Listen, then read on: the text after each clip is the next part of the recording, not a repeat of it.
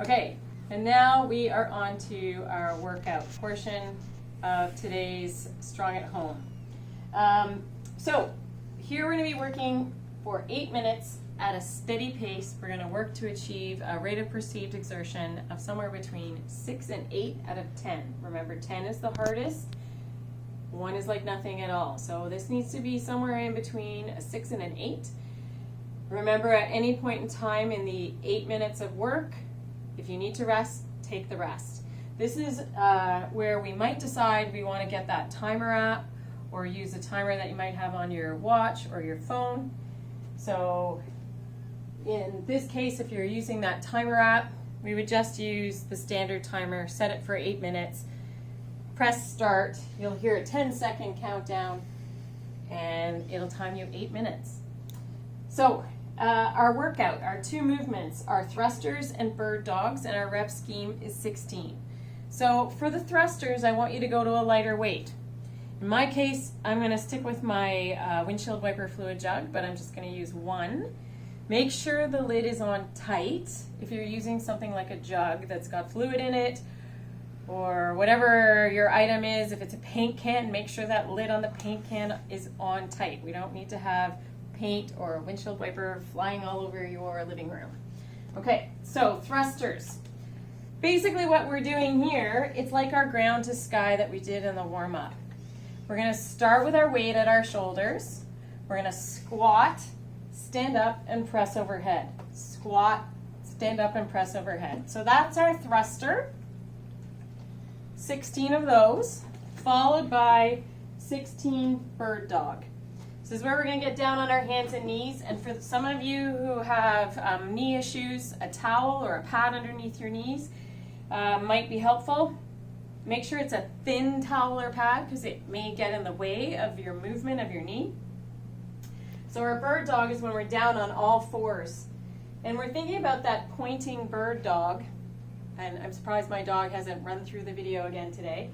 So what we do is we're going to think about extending our arm straight ahead and the opposite leg. So if this is my left arm out, my right leg extends straight back. What we want to make sure that we achieve in this is the belly stays tight and the back stays flat. So we don't want to have any arching in our back or swaying in our back.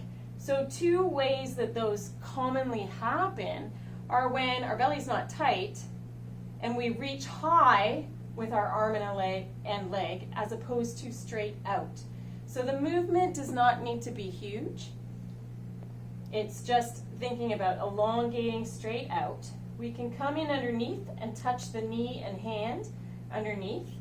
So you've got a couple of options here. You can do 8 on one side and then switch and do 8 on the other. The other option is to alternate each time.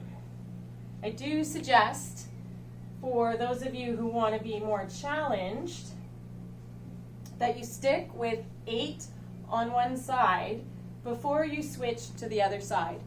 You will get more fatigue in your core when you do 8 per side than when you alternate back and forth. When you alternate back and forth, you get that little bit of a rest. So for those of you who need to scale this or make this slightly easier, you can certainly be alternating, okay? This will also challenge your coordination, especially if we're a bit breathless from having done our thrusters. Thrusters, if they're making you really breathless, you can definitely go to an invisible thruster with no weight at all. You can go back to our movement from the beginning, from our warm-up, which was the ground to overhead, or ground to sky. So you're just going to keep cycling through those 2 movements. If you have trouble being down on your knees for the bird dog, we can adjust that to an ottoman, a coffee table, or a couch. So we're in our tabletop and we're reaching straight out and back in underneath us. So that's for those of us who cannot tolerate being down on our knees. And that is our workout. And then at the end of our workout, when you've completed those 8 minutes of steady work, we're going to do one last little mobility piece. So we're going to go back to that T-spine position that we did in our warm-up. So we can bring our towel back. And we're going to go back to our ottoman or our couch. We're going to place our elbows on the corner of that. And we're now just going to sink down and hold for 1 to 2 minutes in this position. So this is our long static stretch. We're working on belly breathing and relaxing into the position to let those muscles loosen off. And that is it. Remember